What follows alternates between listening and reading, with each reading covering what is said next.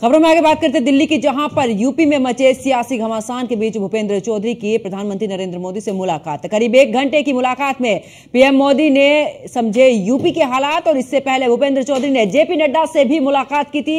1 घंटे से ज्यादा समय तक नड्डा से भी हुई थी भूपेंद्र चौधरी की मुलाकात।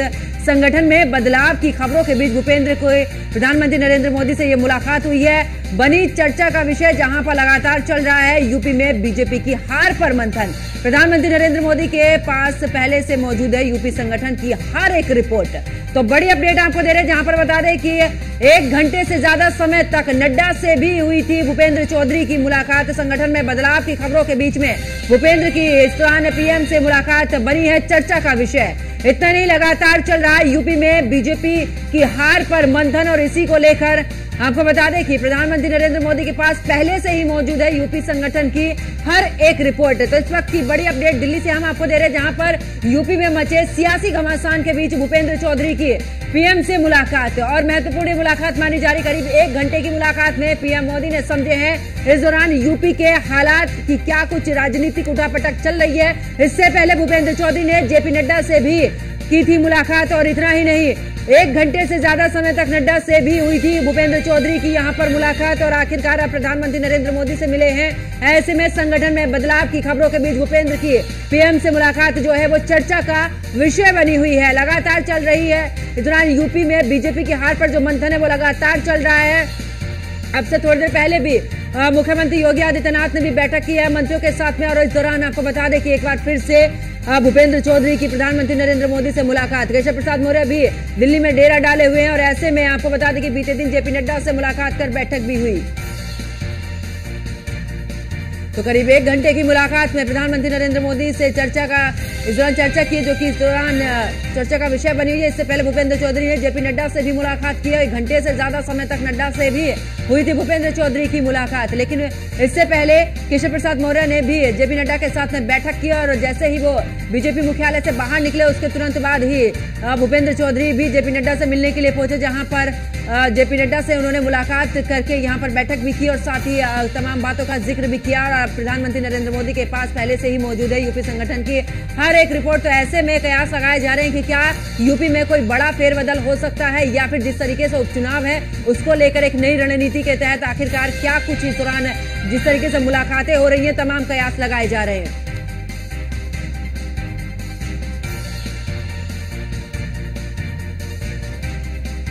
तो 1 घंटे से ज्यादा का समय जो है वो नड्डा से उनकी मुलाकात हुई थी। तो संगठन में बदलाव की खबरों के को लेकर यहां पर आपको बता दें कि चर्चाएं जो हैं वो काफी तेज हैं। ऐसे में लगातार यूपी में हार को लेकर मंथन भी चल रहा है। तो प्रधानमंत्री नरेंद्र मोदी के से मिले हैं इस दौरान भूपेंद्र चौधरी, जहां पर इस मुलाकात के बाद जो चर्चाएं हैं वो और भी ज्यादा तेज हो चुकी है। करीब 1 घंटे की मुलाकात में पीएम मोदी ने समझे हैं यूपी के हालात।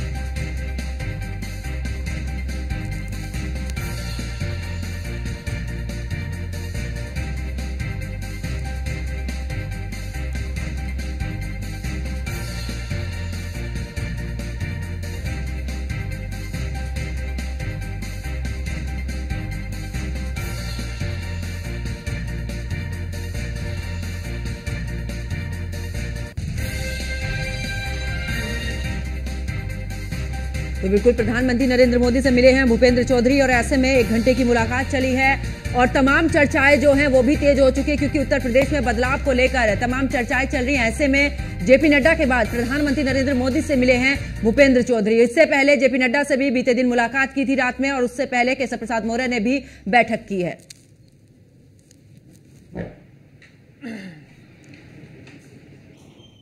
और हमारे साथ में एडिटर इन चीफ अनुराग चड्ढा जी भी हमारे साथ में जुड़ चुके हैं। सर, जिस तरीके से मुलाकात हुई है भूपेंद्र चौधरी की प्रधानमंत्री नरेंद्र मोदी से, पहले तो जेपी नड्डा से मुलाकात, और अब 1 घंटे तक प्रधानमंत्री नरेंद्र मोदी से अचानक मुलाकात, क्या कुछ मायने इसके? देखिए पंकज, पिछले काफी समय से उत्तर प्रदेश को लेकर संशय बना हुआ था कि आखिर उत्तर प्रदेश में होने क्या जा रहा है। जब से लोकसभा चुनाव का परिणाम सामने आया है तभी से ये चर्चाएं गर्म हैं। मैं आपको थोड़ा ले जाना चाहूंगा चुनावी कैंपेन के बीच में। आपको याद होगा जब चुनावी कैंपेन चल रही थी तो उस वक्त जो दिल्ली के मुख्यमंत्री अरविंद केजरीवाल थे, उन्होंने कहा था कि उत्तर प्रदेश के सीएम योगी आदित्यनाथ को जो सेंट्रल लीडरशिप है भाजपा की, वो उसको हटाना चाहती है और लगातार वो बयानबाजी करते रहे। तो भारतीय जनता पार्टी में सरकार और जो संगठन की लड़ाई है वो बहुत पहले से चल रही है। ये कोई नया मामला नहीं है कि 2024 का जो लोकसभा चुनाव आया है उसमें जो भाजपा को उत्तर प्रदेश में सीटों का नुकसान हुआ है, उसकी वजह से जो सेंट्रल लीडरशिप है वो उत्तर प्रदेश में किसी तरह का कोई परिवर्तन करना चाहती है। युद्ध तो बहुत पहले से चल रहा था। अब आप समझिए कि युद्ध यहाँ पर किस किस के बीच में चल रहा है। देखिए, डायरेक्ट तौर पर कोई कुछ नहीं कहेगा, लेकिन ये बात सही है कि जो उत्तर प्रदेश के मुख्यमंत्री हैं वो सरकार के रूप में बिल्कुल अकेले खड़े हैं। ना तो कोई बहुत बड़ा मंत्री उनके साथ है, ना संगठन के लोग उनके साथ हैं। यहाँ पर आप समझिए कि जो दोनों डिप्टी सीएम हैं उनके बारे में ऐसा कहा जाता है कि उनका मुख्यमंत्री के साथ तालमेल अच्छा नहीं है, या इस बात को यहाँ पर दूसरी तरफ से ये कहा जा सकता है कि जो मुख्यमंत्री कार्यालय है कि मुख्यमंत्री कार्यालय से उनका तालमेल ठीक नहीं है। क्योंकि जब भी सरकार के मंत्री या संगठन के लोग कोई भी काम बताते हैं तो सबसे पहले मुख्यमंत्री से पहले उनका सामना होता है मुख्यमंत्री कार्यालय से। तो मुख्यमंत्री कार्यालय के अफसरों से वो नाराज हैं, ऐसा लगातार ये बात सामने आ रही थी। तो अब जब 2024 का लोकसभा चुनाव था, उसके बाद जब सीटें इनको लॉस हुआ सीटों का, तो उसके बाद कहीं ना कहीं ये बात अंदर खाने चल निकली कि भाई उत्तर प्रदेश में आखिर गलती किसकी है। मुख्यमंत्री कहते हैं कि सरकार की कोई गलती नहीं है, सरकार पूरे काम कर रही है। उत्तर प्रदेश सरकार एक ऐसी सरकार है कि जिसके जो लिए गए निर्णय हैं वो पूरे देश भर में उनकी चर्चा हो रही है, चाहे माफियाओं के अंत की कहानियां हो, उत्तर प्रदेश का लॉ एंड ऑर्डर किस तरह से दुरुस्त हुआ, यहाँ इन्वेस्टमेंट की बात हो या एक्सप्रेसवे की बात हो, तो हर समय हर मुद्दों पर यूपी सरकार की चर्चा हर जगह हो रही है। और खुद देश के प्रधानमंत्री और देश के गृह मंत्री जब जब उत्तर प्रदेश में आए हैं तो उन्होंने योगी आदित्यनाथ की पीठ थपथपाई है। तो ऐसे में सरकार की क्या गलती हो सकती है? अगर देश के प्रधानमंत्री और देश के गृह मंत्री योगी सरकार की पीठ को थपथपा रहे हैं तो उनकी कैसे गलती हो सकती है? दूसरा, संगठन के लोग कहते हैं कि संगठन के लोगों की सुनती नहीं सरकार। जिले के जो डीएम एसएसपी हैं वो नेताओं के कंट्रोल में नहीं रहते।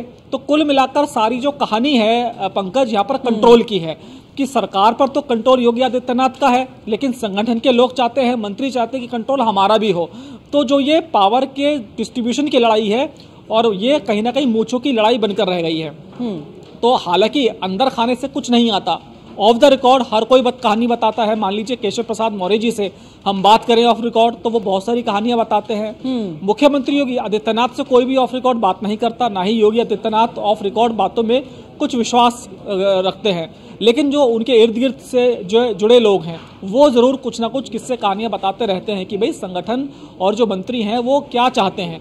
तो ये संगठन और सरकार की लड़ाई सिर्फ पावर डिस्ट्रीब्यूशन की लड़ाई है, हर कोई पावर चाहता है। और मुख्यमंत्री योगी आदित्यनाथ पूरी तरह से चाहते हैं कि पावर की लड़ाई किसी लड़नी नहीं चाहिए, क्योंकि जैसे ही पावर का डिस्ट्रीब्यूशन होगा वैसे वैसे लोग अपने हिसाब से फैसले लेंगे। और उत्तर प्रदेश में जो अब तक क्षेत्रीय पार्टियां जिस तरह से जिन कारणों के लिए बदनाम रही हैं वो बदनामी के कारण योगी सरकार को झेलने पड़ सकते हैं।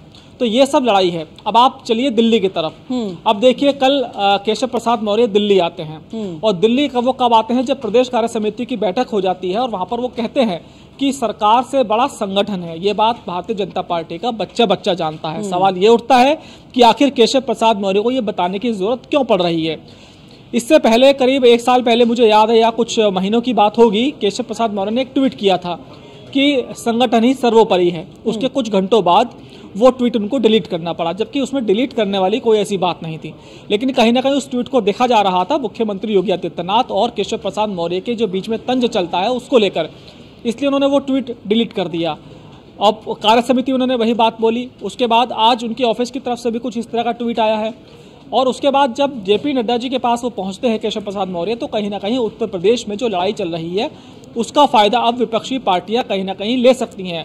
वो राजनीति कर रही हैं और सीधी सी बात है, विपक्ष को जब मौका मिलेगा, हल्की बॉल आएगी तो चौके छक्के वो मारेगा। तो कहीं ना कहीं सेंट्रल लीडरशिप की कोशिश है कि ये जो झगड़ा चल रहा है, भले ही बयानबाजी ना आ रही हो, लेकिन बयानबाजी भले ही टॉप लेवल की ना आई हो, लेकिन आप रमेश मिश्रा को देखिए जो बदलापुर के विधायक थे, पूर्व मंत्री मोती सिंह को आप देखिए, उन्होंने सरकार पर सवाल उठा दिए। और रमेश मिश्रा कहते हैं कि 2027 में भाजपा की सरकार उत्तर प्रदेश में नहीं आ पाएगी। तो ऐसे में अगर बयानबाजी होगी तो ये ऐसी बयानबाजी हमेशा से क्षेत्रीय पार्टी में होती रही है, सपा में, बसपा में, इसके अलावा कांग्रेस में जो अंदरूनी झगड़ा होता था उसका फायदा हमेशा भाजपा ने उठाया। लेकिन अब अंदरूनी झगड़े की शुरुआत हो गई है भारतीय जनता पार्टी के अंदर, और भारतीय जनता पार्टी हमेशा से ही अनुशासित पार्टी कही जाती है और काफी हद तक अनुशासन जो भाजपा के जो विधायक हो या मंत्री हो उनको मीडिया के प्लेटफॉर्म पर कुछ भी खुलेआम कहने का हक नहीं है और ना ही वो कहने की बात रखते। इतना कंट्रोल कहीं ना कहीं सेंट्रल लीडरशिप का रहता है। लेकिन जैसे ही भारतीय जनता पार्टी उत्तर प्रदेश में कमजोर हुई वैसे वैसे जो उनके नेता हैं उनके बोल निकलने लगे हैं, वो पार्टी के खिलाफ बोल रहे हैं, पार्टी के सिस्टम के खिलाफ बोल रहे हैं। अब आप देखिए कि जो प्रदेश अध्यक्ष है भूपेंद्र चौधरी यूपी के, संगठन उनके हाथ में था, टिकट बंटवारा उनके हाथ में था, कोई उनसे तो पूछने वाला है नहीं कि भाई आपने क्यों गलत लोगों को टिकट दिया। पहले से ये बात चली आ रही थी कि भाई जो सांसद ऐसे हैं जिनका नेगेटिव फीडबैक है ग्राउंड पर, जिनके बारे में जनता भी नहीं चाहती उनको टिकट मिले, तमाम तरह के सर्वे आपने कराए कि भाई ये सर्वे में इनका नाम नहीं आ रहा है, उसके बावजूद उन लोगों को टिकट दे दिए गए। तो अब वही व्यक्ति देश के प्रधानमंत्री से मिल रहा है और ऑफ द रिकॉर्ड अब वो प्रधानमंत्री से मिलकर पत्रकारों को कह रहे हैं कि भाई जो सेंट्रल लीडरशिप है वो उत्तर प्रदेश के लोगों से, सरकार से खुश नहीं है। तो बहुत बड़ा बदलाव होने की तैयारी में ऑफ रिकॉर्ड वो कहते हैं। तो कुल मिलाकर उत्तर प्रदेश में सरकार और संगठन पूरी तरह से आमने सामने है। फिलहाल जो टॉप लीडरशिप है उत्तर प्रदेश में भाजपा की वो खुलकर कुछ नहीं कह रही है, लेकिन दिल्ली दरबार में हर कोई अपनी हाजिरी जरूर लगा रहा है। और बिल्कुल जिस तरीके से केशव प्रसाद मौर्य भी पहुंचे थे सर बीते दिन, और उसके बाद में तुरंत भूपेंद्र चौधरी का पहुंचना, और क्योंकि प्रधानमंत्री नरेंद्र मोदी पूरे तरीके से हर एक रिपोर्ट को जानते हैं उत्तर प्रदेश की कि क्या कुछ चल रहा है, उस दौरान भूपेंद्र चौधरी का वहां पर पहुंचना क्या सफाई देने लायक ये समझा जा सकता है कि अब आप केवल सफाई देने के लिए वहां पर पहुंच रहे हैं? देखिए पंकज, जहां तक मैं देश के प्रधानमंत्री नरेंद्र मोदी की बात करूं तो उनके पास कोई भी उत्तर प्रदेश की ऐसी रिपोर्ट नहीं है जो उनसे छिपी हो। ये तो सब औपचारिकताएं होती हैं कि आज केशव प्रसाद मौर्य प्रधानमंत्री से मिले, आज मुख्यमंत्री उनसे मिले, प्रदेश अध्यक्ष उनसे मिलकर रिपोर्ट दे रहे कि उत्तर प्रदेश में भाजपा किस स्थिति से गुजर रही है। मैं आपको एक बहुत ही रोचक एक किस्सा बताता हूं कि उत्तर प्रदेश में जब प्रधानमंत्री नरेंद्र मोदी का दौरा था तो उन्होंने एक मंडल में 3 सांसद भारतीय जनता पार्टी के आए थे और उन्होंने कह दिया था कि आपको भगवान ही बचाए। तो देश के प्रधानमंत्री को अच्छी तरह से मालूम था कि यहाँ पर कौन कौन सांसद जीत सकता है, कौन कौन सांसद हार सकता है।